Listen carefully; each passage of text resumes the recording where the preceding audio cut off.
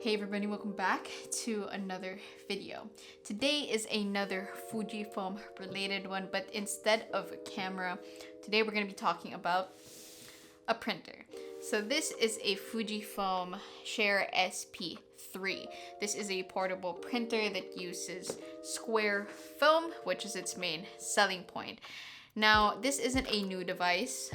This has been out for like 3 years already, but I honestly think that it's still as relevant as it was upon release. I had experience with the Share SP-2. My sister owned it and she let me use it a lot, but my biggest problem was the Instax mini film. So it's very small and narrow, which cropped out a lot of the photos that I wanted to print out. So I always wanted like a bigger film to print on. I mean, a lot of options at the time were only like Instax cameras, and I didn't want to get my own like separate camera just to get that film. So yeah, Share SP-3 was the best solution. We're gonna do a quick unboxing so you guys know what you're getting along with the printer itself. Let's go. Okay, so immediately, documentation as usual. You get the battery, of course, so this is a really tiny battery that's going to power it up. I have no idea what this is. What is this? What is this? We'll figure it out later. So this is the charging cable, and it is micro USB. I was hoping that it was USB-C, but it is what it is. And I think that's pretty much that for the box. Okay, here is the printer itself. And there she is. She looks really good. So this is the white version. You can get this in black as well, but I prefer getting the white one. I think it looks much better, white and silver. So yeah, let's talk a little bit about the physical aspects of this device. So on your right you have the power button, and on the other side you have the reprint button. Now be careful not to press the reprint button. It's happened to me a lot in the past. Over here you have the light indicator to tell how many prints you have left. Here's the battery indicator, which lights up to tell you whether it's low bat or not. I think it's just green, red, and orange like the previous models. Here is the charging port there. So again, micro USB, not USB-C. Maybe in the SP-4 we'll get USB-C. So over here is where you keep the battery. And yeah, let's put it in.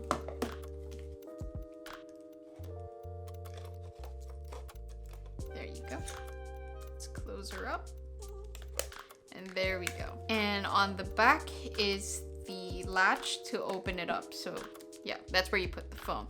And this is actually pretty hard to open because you're gonna have to press it down and then pull it down, and that's how you open it. So that's actually really great, because the minute you have film loaded into this and you accidentally open it, you kind of ruin the entire cartridge of film. That's happened to me in the past. My sister was very mad at me for that. What doesn't come in the box is free foam, so you're gonna have to buy foam right away. So I have some foam here. I'm gonna load her up. You're gonna make sure this aligns, the yellow line aligns with the other yellow line, and then you're gonna close it. And then automatically the thing that blocks the light in the cartridge should pop out. So that's the little piece of film. And there you go. So yeah, this is the Fujifilm SP-3.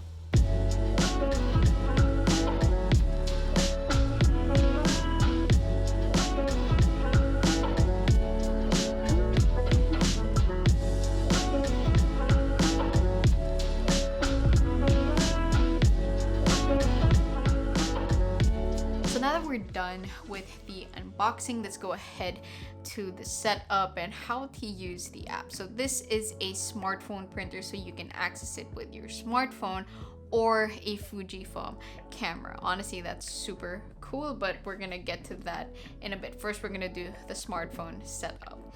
Okay, so you're gonna have to download the Instax Share app on Google Play Store or the App Store. So yeah, let's go ahead and open the app. So the overall app is actually very, very simple. So first thing here is real-time template. So basically it's you taking a photo, and then it's gonna have like this template where it has the date, the time, the weather, all that good stuff. So let's take this photo, for example. Press OK. And there you have it. So yeah, there's the date, your location, the weather, the time. You can also edit it, you know, like up the brightness, lessen it, contrast, saturation, all that stuff. You can even add filters if you're into that. So yeah, that's how you use the real-time app. We're not going to be printing it because film is expensive, just as long as you understand how that works. So same thing for take a picture. So basically you're going to take a picture with your phone, and yeah, same process, except it's not going to have the template or the thing where it tells you everything going on at that exact moment. Okay, so the next feature is probably the one that everybody else is going to be using, and that's select from gallery. So basically you can take a picture with your phone and then edit it, and then that's where you're going to select the photo, or take a photo from your camera, import it to your cell phone, and yeah, so that's what we're going to be doing right now. Let's turn on our printer. So yeah, it's on now. Select from gallery, Telegram, because that's where I save my photos. So this is a photo from Mount Pulag, from like a trip back in 2018. So we can edit it a little bit. You can actually even reframe the photo, but of course we're gonna want it to be in the center. Okay.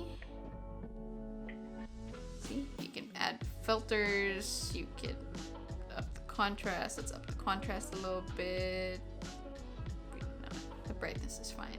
Okay, so let's print this photo. So all you need to do is press connect and print. It's automatically going to search for a printer, and yeah, which is great because it actually is super convenient because it automatically connects the Wi-Fi to it, so you don't have to do it manually, you know, disconnect from your regular Wi-Fi and then connect to it. It just does it automatically, and now it's printing.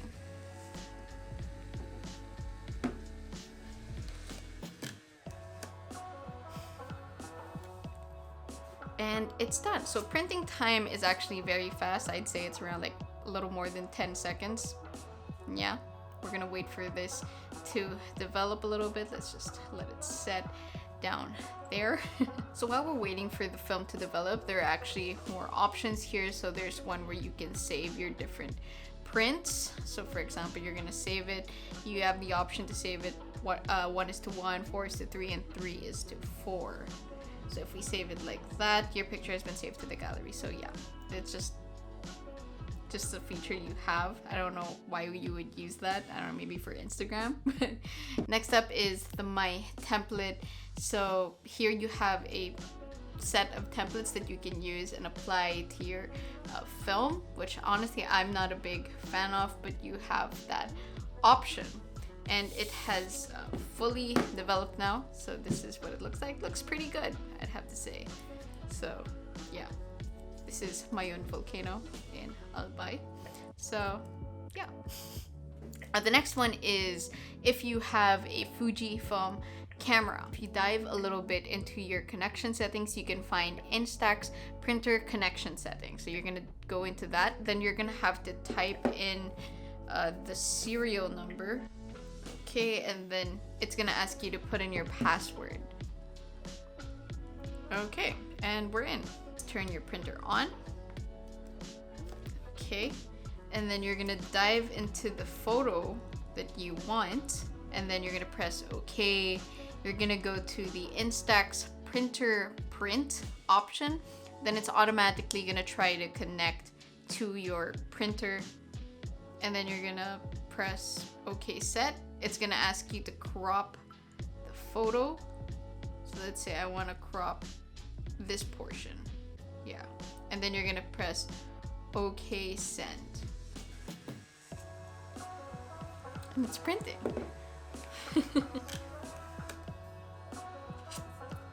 So I was able to print this from my camera directly to the printer. I didn't have to import it onto like a device. And yeah, let's wait for this to develop. But yeah, that's really, really cool. You can only do this with Fujifilm cameras. Sadly, you can't do it with any other camera brand, but I think that's the beauty of having like Fujifilm equipment. They just work together so well. So this is what the finished print looks like. I think it looks really good. So yeah, I'm honestly a little mind blown that I was able to import it from this camera to this printer without any problems. So yeah, final thoughts. I honestly think that this printer is worth the money, especially now since it's much cheaper, or if you can get it on sale. Yeah, it just seems a lot more versatile compared to the Instax cameras that use square film, because you can use it with your phone. You know, you can snap a picture directly and then print it right away, or you can take a photo with your camera or your phone and then edit it in an app like Lightroom or VSCO and then print it out to this printer. Or if you have a Fujifilm camera, which has lots of great film simulations, and then just print it directly from here. So yeah, I just feel like you get more bang for the buck with this printer than with any other Instax camera if you're looking for square film. So yeah, hopefully you guys got something from this video. I had a great time shooting it. I was obviously like mind blown with all the film and all of that. So yeah, I'll see you guys in the next one. Don't forget to like and subscribe. Stay safe, everyone, and I'll see you in the next video.